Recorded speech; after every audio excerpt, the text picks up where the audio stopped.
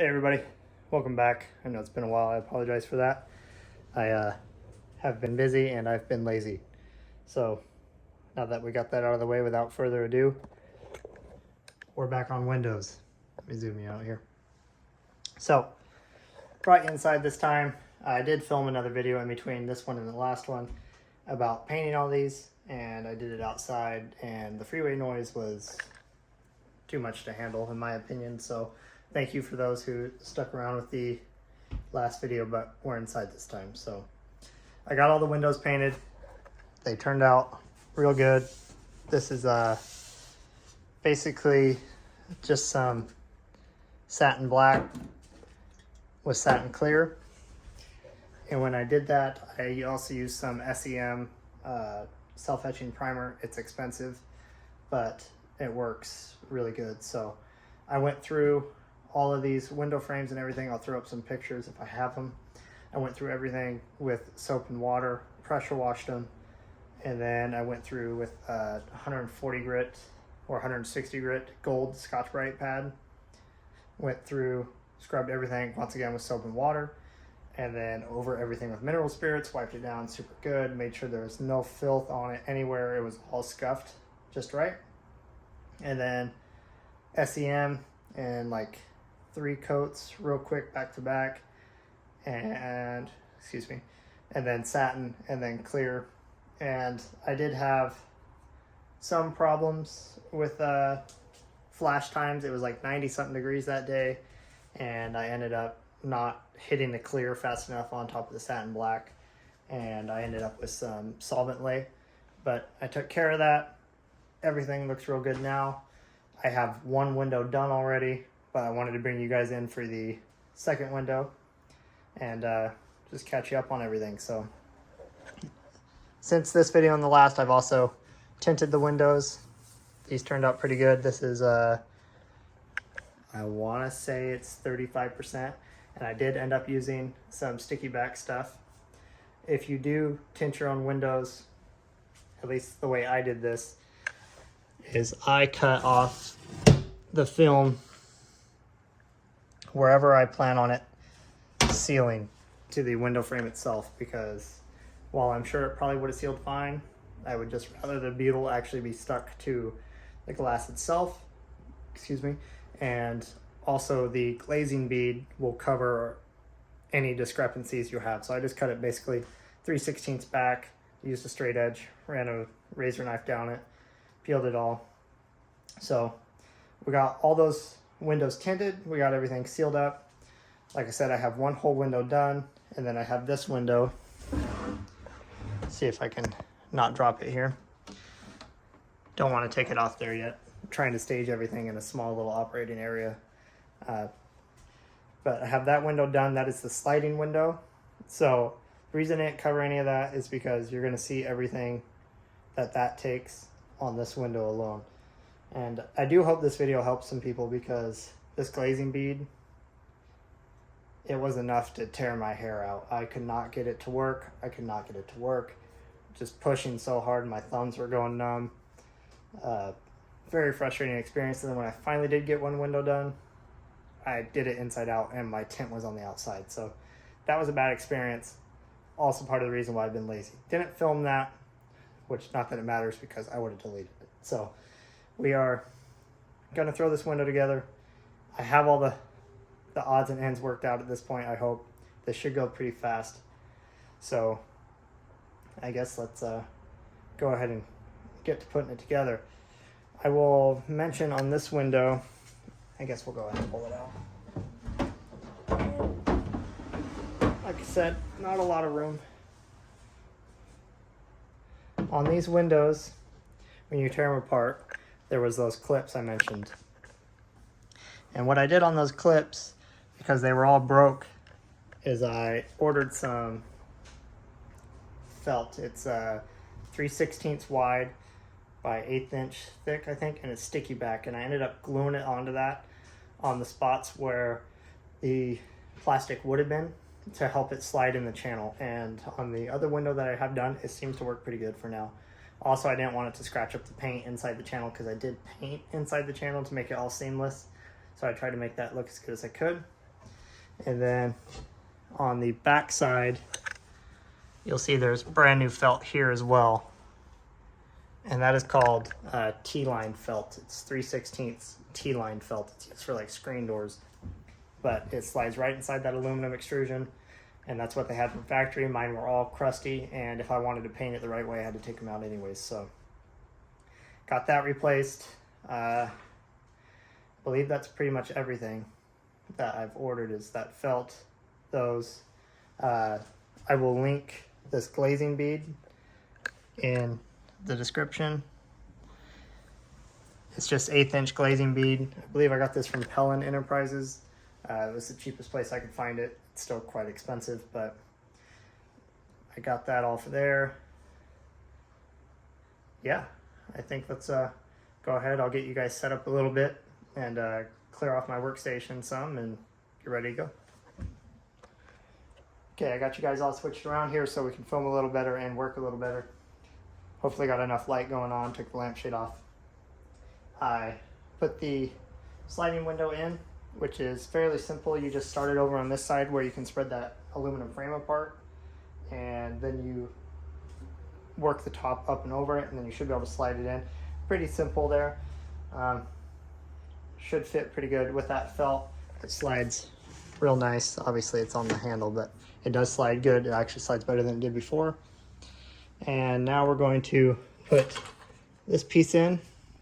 And I've been replacing all the screws, even the screws with down here in the window frame itself, with all stainless hardware. And I forget what size these are. I'll have to look it up and post it, but they're cheap. They were cheap. I was surprised at how cheap they were on Amazon. So I'm gonna go ahead and throw that in. This just sets your width for your window, and then that's also your ceiling spot right there for this side. And then once we get that set in, we'll have to come over here and attach this, which is we drilled those rivets out to take the window apart. So now we gotta put the rivets back in. So I'm gonna go ahead and get this piece in real quick. Hopefully have you guys set up okay here. Go ahead, and I would also recommend, if you drink, grab one, because even with everything that I found out about these, this is still not a great experience, or at least it has not been for me. I hope it's better for you guys, but let me tell you, this has not been fun for me. But you work this piece over, you got your window release mechanism. Either take it off or pull the handle down as it goes over. And then there'll be 2 screw holes that got to line up right there. I'm not sure how well you can see that. It's a little dark, I know. But 2 screw holes right there. Take your stainless hardware, of course.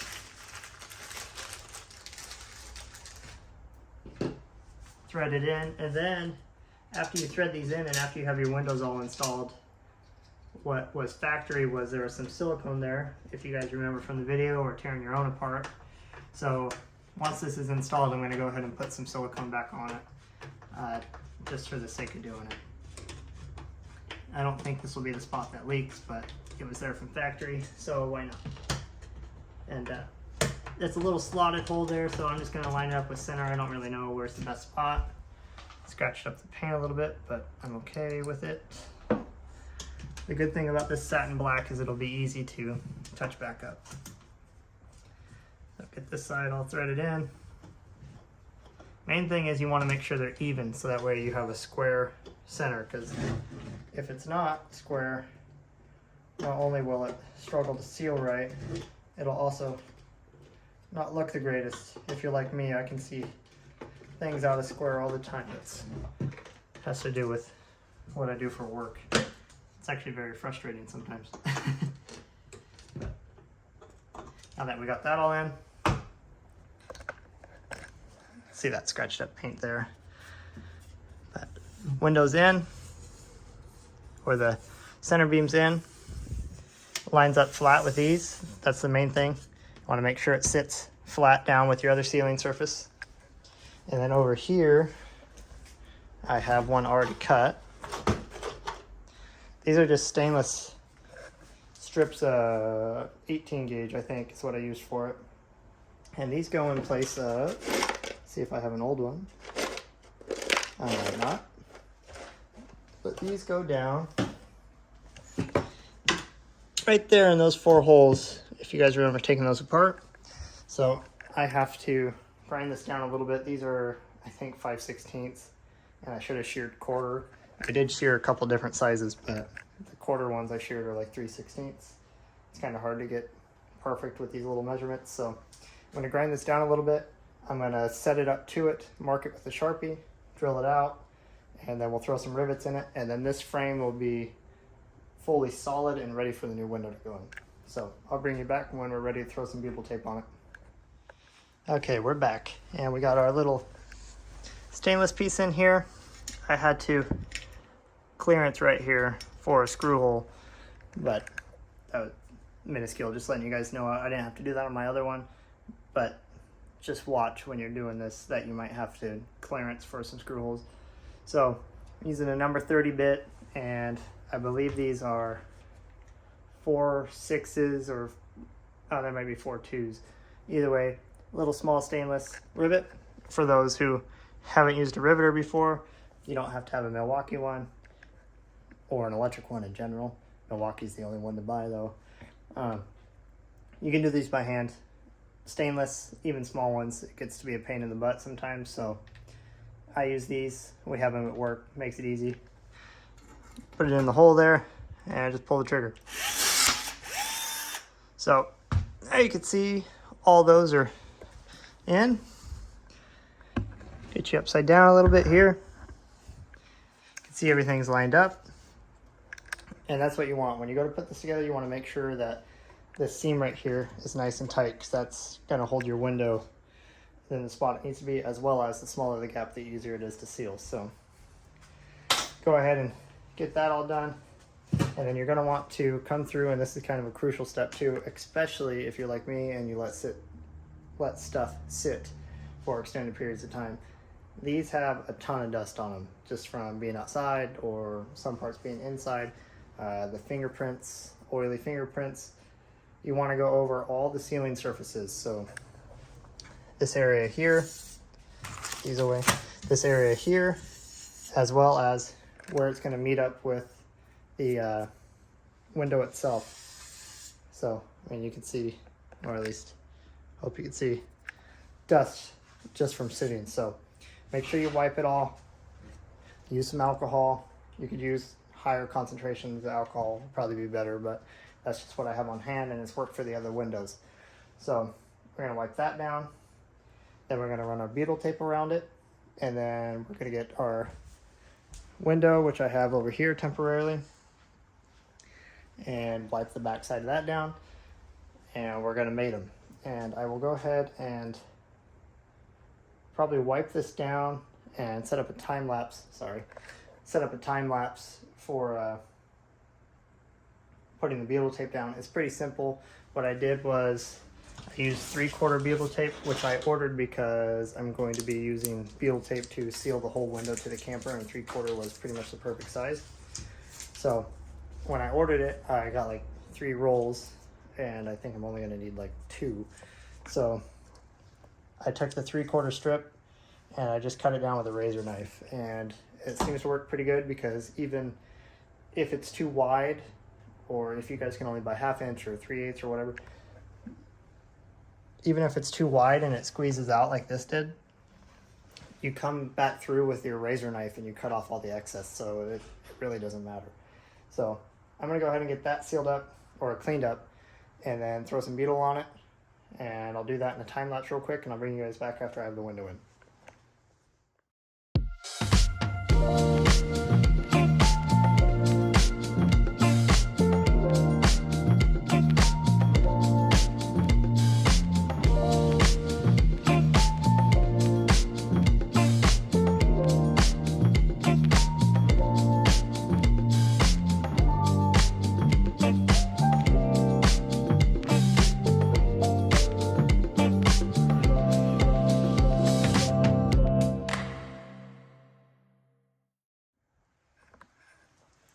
Okay, So we got all the butyl tape on.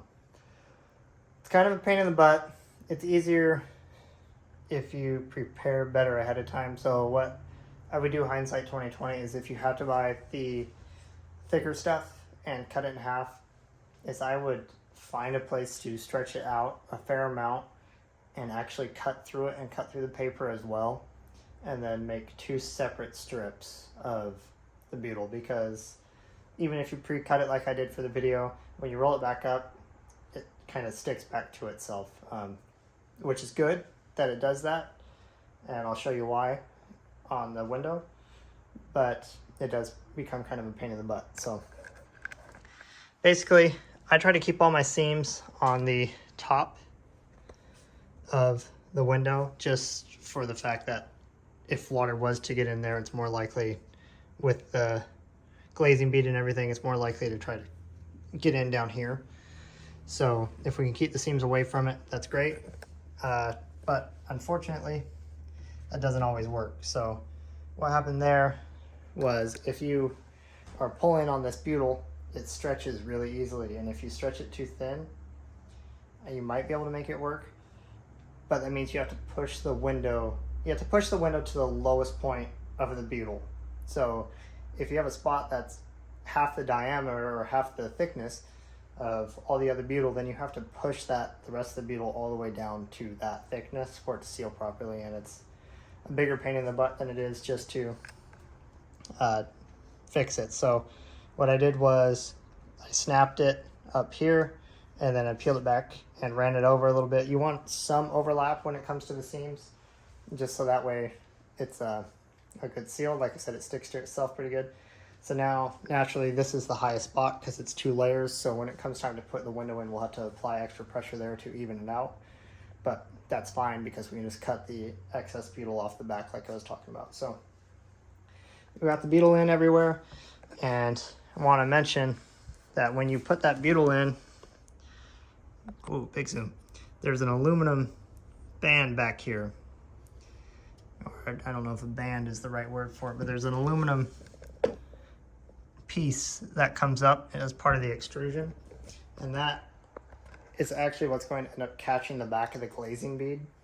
And that's where I was making some of my mistakes earlier on, is, and I'll show you, but basically it was trying to go in between the window and that aluminum piece instead of actually going behind that aluminum piece entirely. So we'll go ahead and get the window put in, and then I will bring you back to show you this glazing bead, which I currently have soaking in some warm Dawn soapy water, because it does help, but sometimes too much soap is a bad problem as well. So I will get that window once again wiped down with alcohol and then put in. And I'll tell you this now and I'll show you what I mean, but you want to make sure that your window is as centered as you can get it. That was another thing I was fighting on, because the window is actually pretty sloppy in there. So you want to make sure that the window is as centered as it can be, and that will help you a lot when it comes time to putting in that glazing bead. So let me get that window cleaned up and I'll bring it back. Okay, I got the flashlight turned on, so hopefully that'll help some. But you can see this window gap here, and I'll grab a little tint applicator to show you, but that's actually the glass gap right there, right? It's pretty even with that aluminum the whole way around. And that's what you want, because again, this has so much slop in it that this window can go all the way this way, can go all the way this way, to the point that this glass will actually tuck up underneath this aluminum extrusion. And when it does that, there's no way to be able to properly put in the glazing bead. So you want it as straight as you can get it, and don't push down on this thing until you have it where you want it. And when you're putting this window in, you'll tell that this glass is trying to stick to this butyl. It's good stuff. When everything's clean, it will, like, no pressure, stick to it. You gotta pop it back up and kind of just position it where you want it. So now that I have everything perfectly how I want it, you can see that there's some spots that aren't touching. Obviously there's no pressure applied, but you can see Like that's not touching there. This isn't touching in here. Not sure how good the camera's picking that up, but now you're gonna wanna go around and just work everything. You wanna work it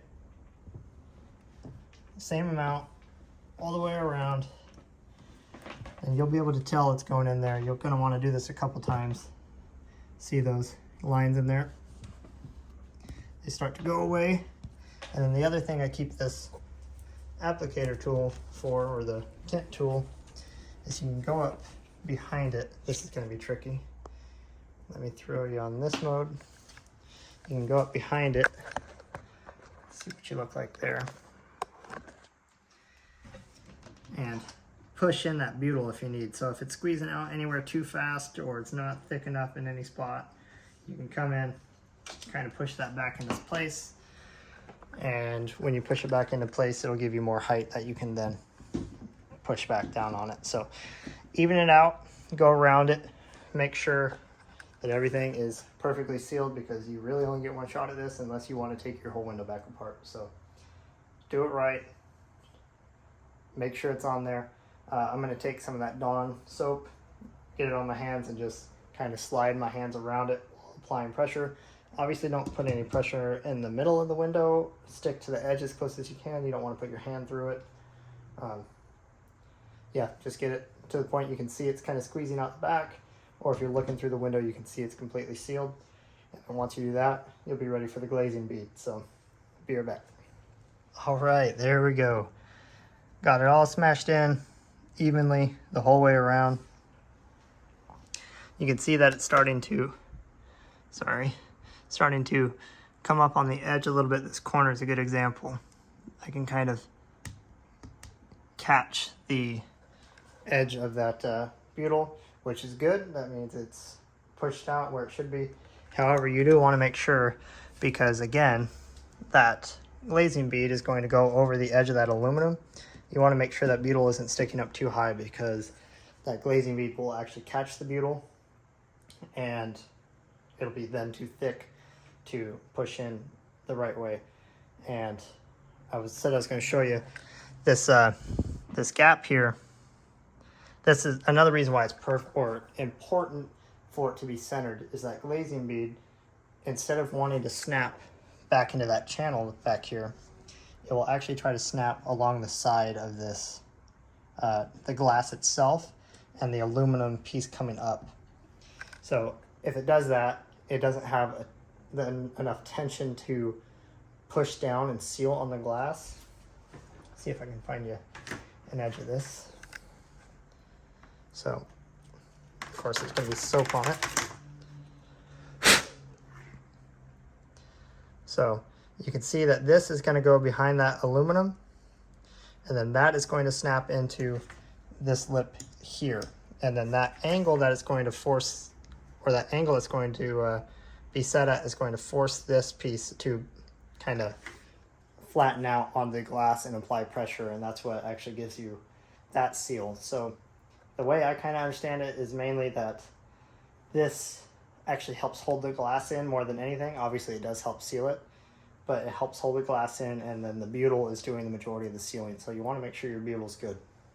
So we're going to start with a straight edge on this. You can 45 it prematurely if you want, but basically start in one corner. And the reason I start with a straight edge is it's easier to feed this lip in behind that aluminum if it's straight than if it's 45'd. And then once you get all the way done, you can come back and pull out about 1 inch or 2 inches, razor knife through it, cut your 45, and then this piece is actually going to be a separate piece. So it's one big one around here and then one smaller one in the center. So let's go ahead and get this started. See if I can set you up here.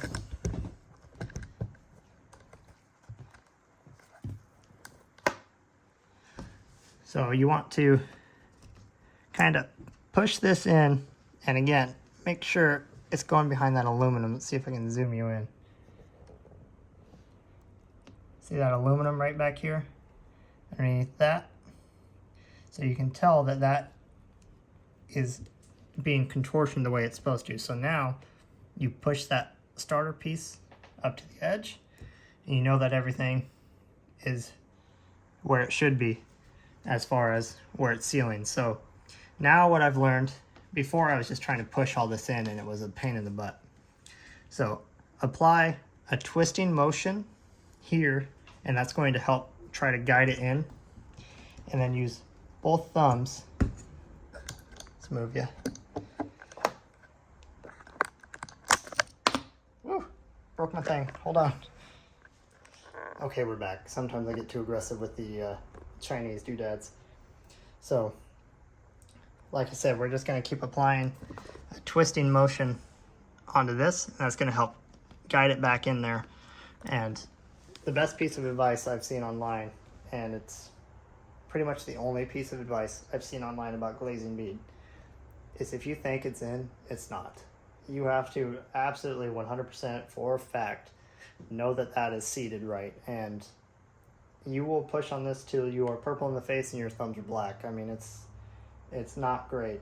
It will bruise you to the bone, it seems like. So make sure you go through and you take your time. It's gonna suck, but you want to make sure it's in, because if it's not, and you put it out in the sun or whatever, and a little bit of heat gets to it, it's going to pop that all out, and worst case, it all pops out, and now you don't have anything holding your window in. So you want to go around and just make sure it goes in. And it kind of has a satisfying feeling when it does, if you know what I mean.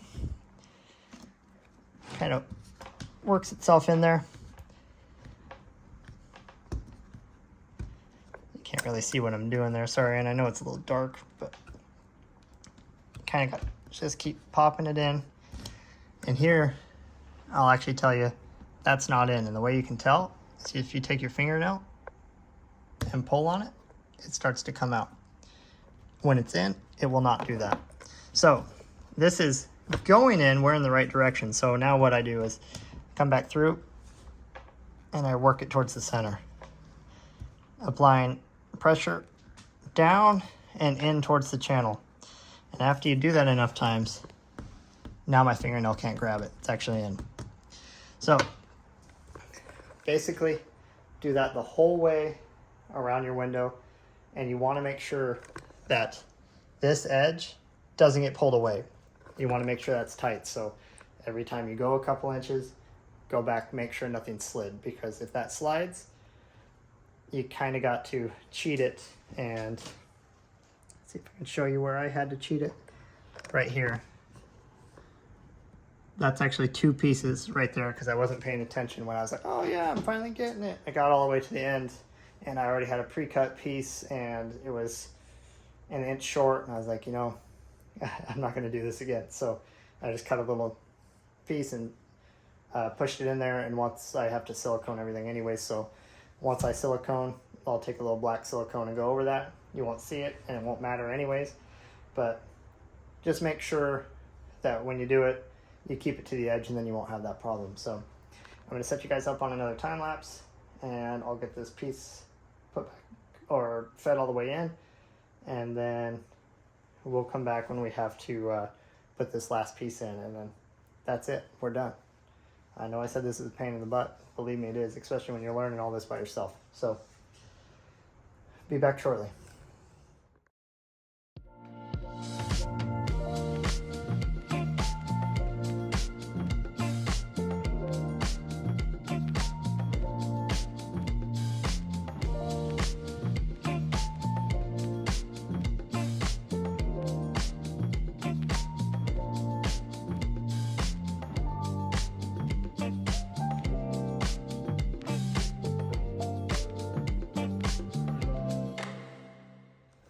Okay, we're back, and we got it all in for the most part. I wanted to show you a spot I can tell is not in just by looking at it.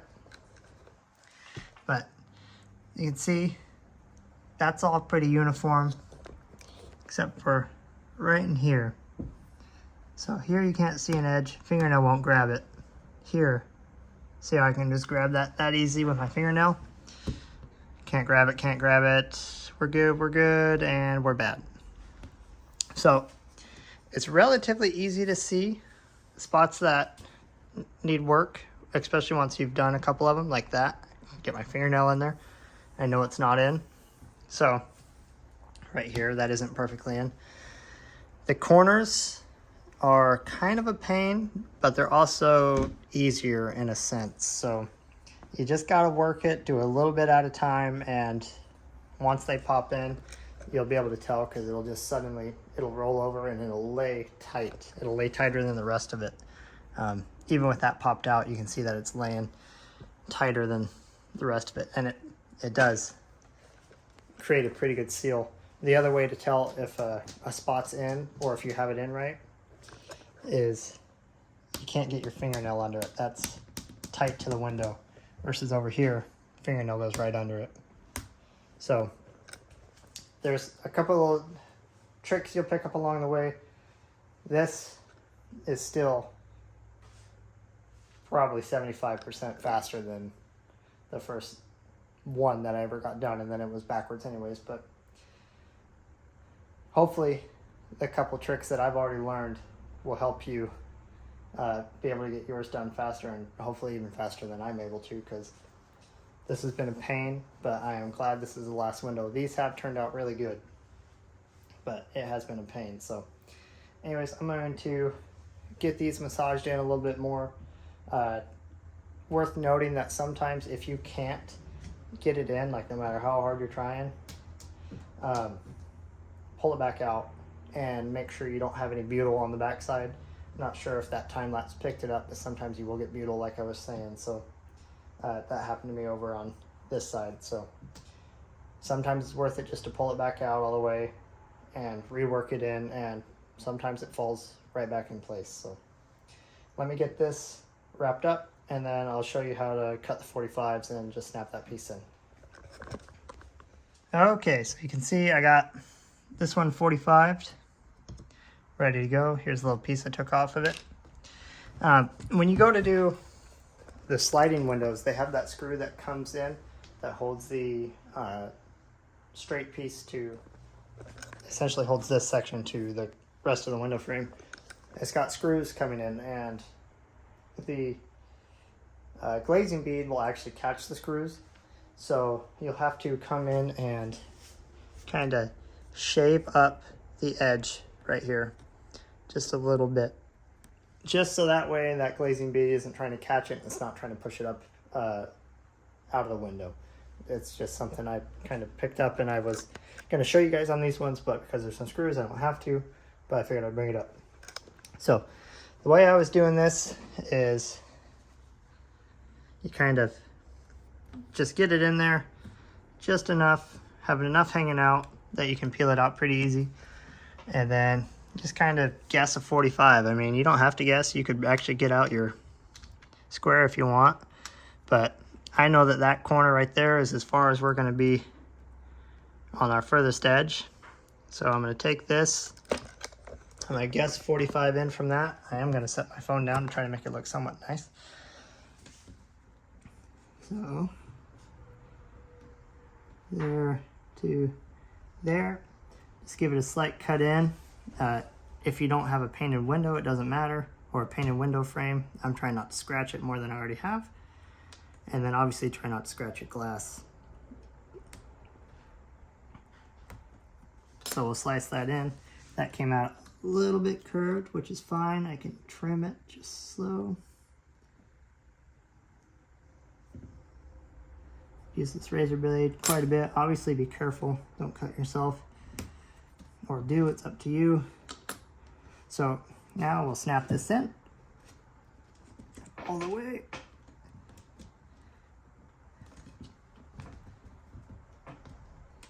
Once again, it gets tricky to work in sometimes, but once you get the hang of it, it goes pretty all right. So I can tell that's not quite 45, so I'm going to come back in and trim this a little bit.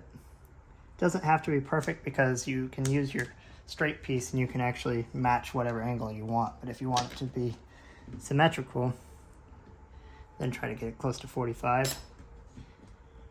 Okay, so that's sitting in there now. That's close to a 45. Now we'll take our other edge of our glazing bead, flick it off so that way you can see where you're cutting on it. Got you guys all sorts of crooked. So I like to hold it over furthest edge to this point here, and you just play connect the dots. So I know that's my short edge, this is my long edge. Just kind of give it a good old-fashioned eyeball. Then, like I said earlier, you can pre-slice it and move it, or do it in place if you want. Up to you.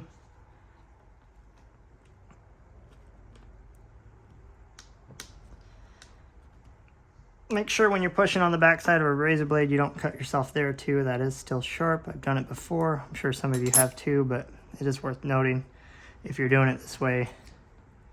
Basically, just use a razor blade at your own discretion. It is also worth noting, as a disclaimer, I am not a window guy, if that's not clear, and do your own windows at your own risk. I doubt anyone's going to watch this and think I'm a professional, but I'm just a guy trying to get through it. Sharing my tips and tricks.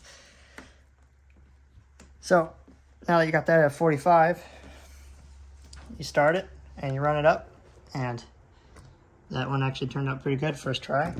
So we will go ahead and push the rest of this straight piece in here.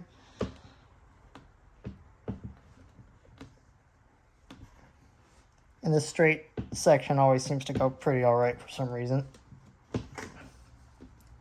Snapping right in.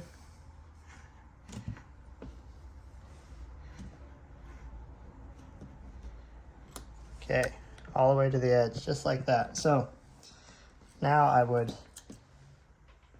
trim this off just to make it easier. And this is how much extra I have, and I will try to figure out how much I ordered and put it in the comments.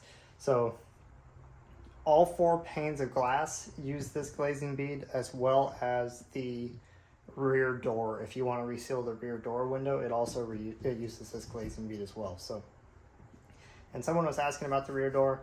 I did say I'd talk about it in the last video. I'm not going to talk about it in this video because it's already going long. So this will just be the windows, and when it comes time to install everything, I will show you the rear door and throw in some pictures of how I built it and go from there. So we'll cut this out of 45 real quick. Once again, we're just going long side to short side. My eyes are blinded by the light. This one you want to be more careful about because you can't, unless you have extra, which I ordered a bunch extra just in case I messed one up, which is good because I definitely messed some stuff up. But you don't want to mess it up if you can avoid it. So get this trimmed.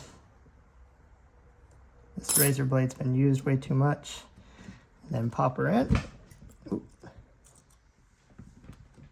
And boom, just like that, you have one sealed window. That ain't coming out. Here, hold on. That's not going anywhere. So it is most definitely a process to do it and do it right. But that is one good looking window. Obviously I got some touch-ups. Satin black, you could literally use a Sharpie to cover that if you wanted. That's one of the great things with this color is Sharpie will cover it up. But I will touch that up with some paint. And then I got to find some new drip covers for this. I'm hoping I can find just some generic ones and make work. But so the last step, there's actually another step that I'm not going to get to in this. I'll probably install these after the windows are in, but the screens do have to go in, and the screens are relatively easy because they can bend. So they'll go in just fine, but let's trim the excess butyl on the back of these. So go ahead and flip your window over.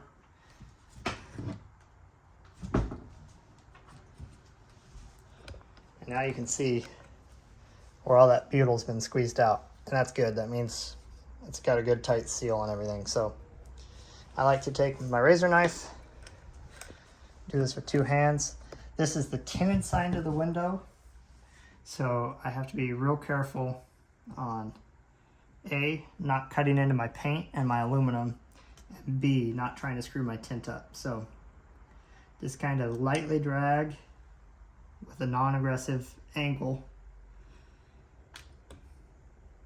Come back at that.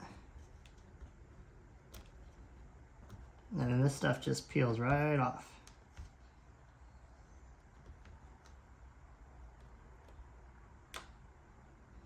And I'm sure over time more of this will actually come out, which is fine with the heat and whatever else and residual pressure. After this all gets mounted, this is going to get squeezed and the frame's going to do weird things. So I'm sure some spots are going to tweak more, maybe they won't, I don't know. But this will be easy enough to touch back up. And then also, if there is any leaks, I've seen people in other window rebuilds, they'll come back and use a butyl friendly caulk and go over all these edges on the outside of this one, on the inside of this one. I'm not going to do that unless I have to, because I am not very good when it comes to making caulking look good.